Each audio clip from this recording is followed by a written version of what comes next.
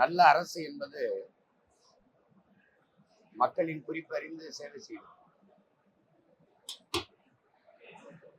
இந்த போராட்டங்கள் இன்னைக்கு நேற்று தொடங்கப்படலை. ஒரு 1/4 நூற்றாண்டுகளுக்கு மேல அது நடக்குது. ஜாக்டோ ஜியோ, போக்குவரத்து தொழிலாளர்கள், அப்புறம் எப்பவுமே வேளாண்குடி மக்களின் போராட்டம்.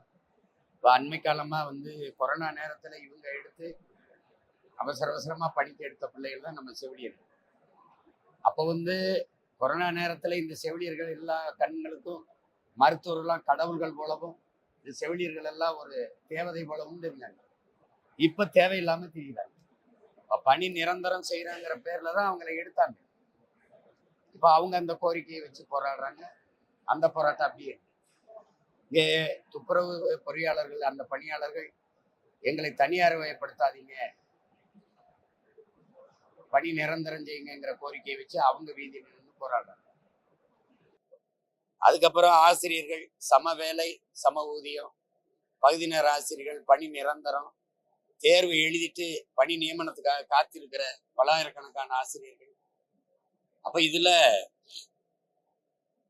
நாடே ஒரு போராட்ட களமா இருக்கும்போது நல்லாட்சி என்பது வெறும் சொல்லாட்சி ஆயிருக்கு, வெறும் வார்த்தையை வெற்று வார்த்தையாயிருக்கு.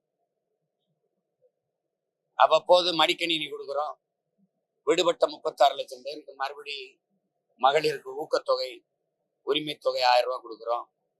இந்த மாதிரி வேலைகளை செஞ்சு மக்களை ஏமாத்தி வாக்கை பறிக்கிறதுலதான் இவங்க இருக்கிறாங்க.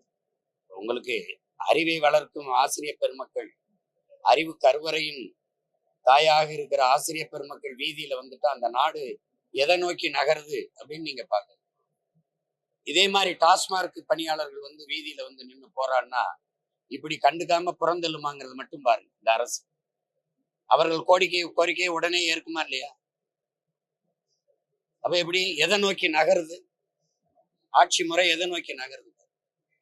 குடிச்சிட்டு செத்தவனுக்கு 10 லட்சம் கொடுக்குது. படிக்க போற பிள்ளை நீங்கட்டினா பள்ளிக்கூடம் சரியில்லாம தான் விழுந்து செத்துருக்கான். அவனுக்கு என்ன கொடுத்த நீ? நாட்டின் பாதுகாப்புக்கு எல்லையில் நின்று போராடி செத்து வர்றான்ல அந்த ராணுவ வீரன் குடும்பத்துக்கு நீ என்ன கொடுக்குற நீ? அப்ப எதை நோக்கி இந்த ஆட்சி முறை நகருதுன்னு பாருங்க.